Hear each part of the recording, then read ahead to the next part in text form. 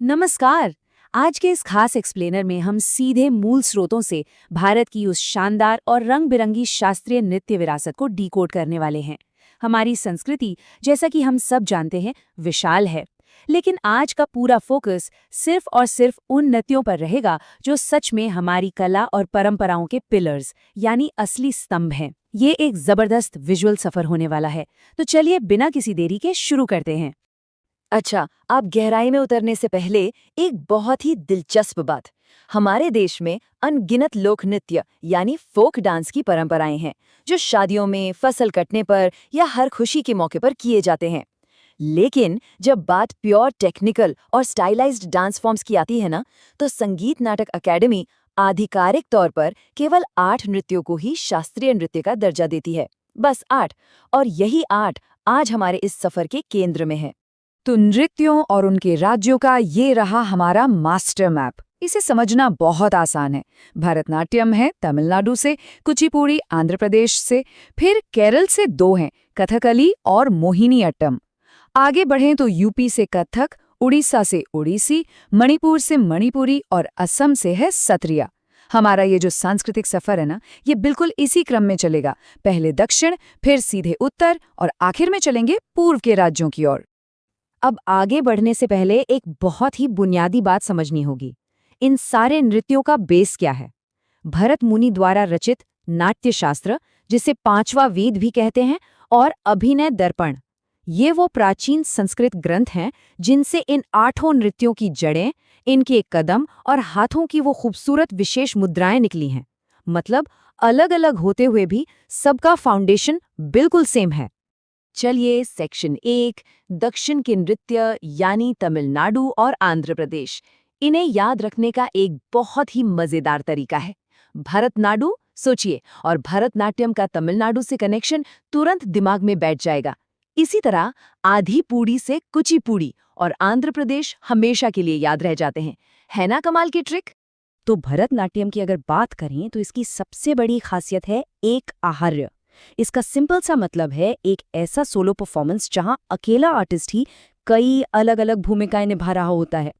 ऐतिहासिक रूप से ये सबसे पुराना शास्त्रीय नृत्य है जिसे मंदिरों में देवदासियां कर्नाटक संगीत की धुनों पर करती थीं। और हाँ, इसके परफॉर्मेंस में अल्लारेपू, पदम और तिल्लना जैसे कई अलग अलग चरण शामिल होते हैं।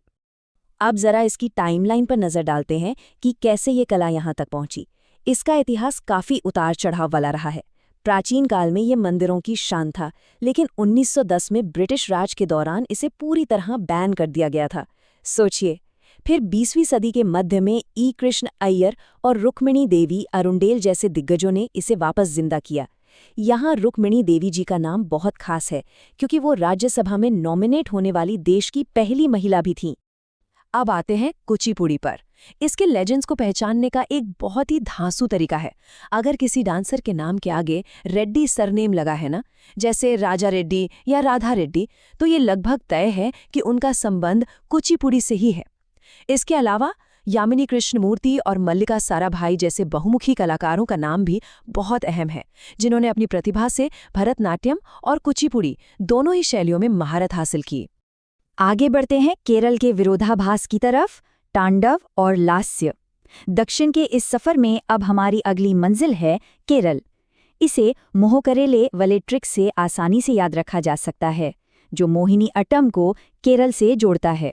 और दिलचस्प बात यह है कि एक ही राज्य से 2 बिल्कुल ही अलग तरह की परंपराएं देखने को मिलती हैं।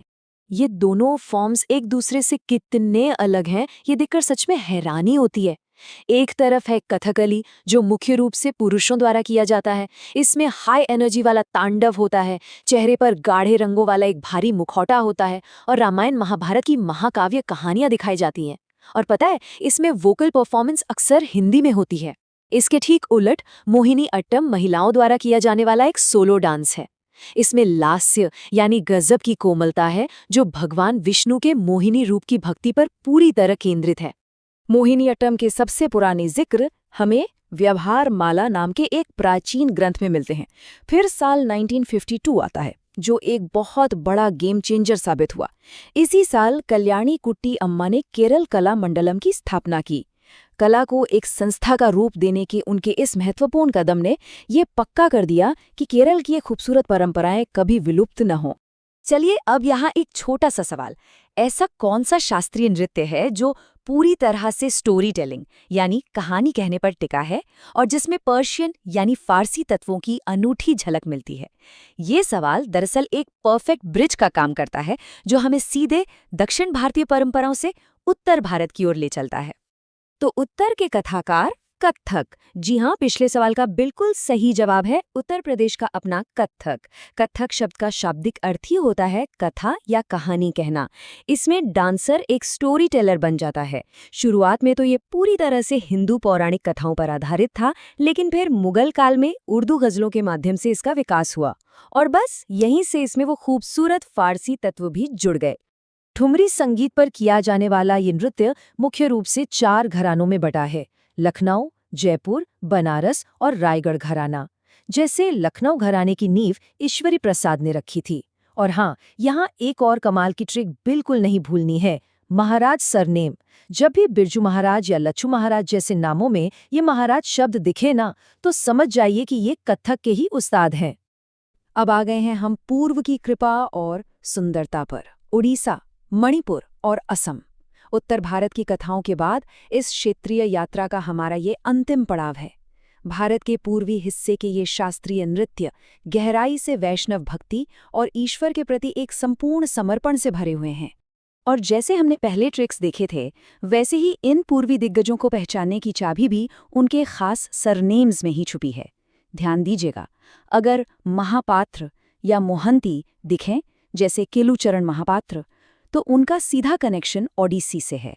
वहीं झावेरी सिस्टर्स या गुरु बिपिन सिंह का नाम सामने आए तो वो मणिपुरी नृत्य से जुड़े हैं। और अगर कहीं बोरा सरनेम दिख जाए तो वो असम के सत्रिया नृत्य को रिप्रेजेंट करते हैं। बिल्कुल सिंपल। अगर मणिपुरी नृत्य की बात करें तो ये अपने आप में एकदम खास है। क्यों? क्योंकि इसमें लास्य और तांडव दोनों का एक बहुत ही अद्भुत मिक्स देखने को मिलता है।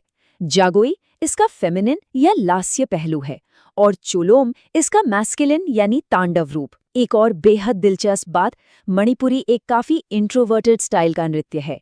इसमें डांसर्स कभी दर्शकों से सीधे नजरें नहीं मिलाते, बल्कि वो पूरी तरह से अपने रासलीला और भक्ति में ही लीन रहते हैं। और हमारे इस सफर का समापन होता है असम के सत्रिया नृत्य के साथ। 15वीं शताब्दी में महान संत श्रीमंत शंकरदेव ने अंकिया नाट की रचना की थी और वहीं से ये नृत्य विकसित हुआ। इसे बोरगीत नाम के परंपरागत असमिया संगीत पर परफॉर्म किया जाता है। लेकिन सबसे चौंकाने वाला ऐतिहासिक फैक्ट ये है कि इतने प्राचीन होने के बावजूद सत्रिया को शास्त्रीय नृत्य का आधिकारिक दर्जा सबसे आखिर में मिला, साल 2000 में। तो अब जरा सोचिए, दक्षिण के मंदिरों से लेकर उत्तर के राज दरबारों और पूर्व के भक्ति आंदोलनों तक इतने अलग अलग क्षेत्र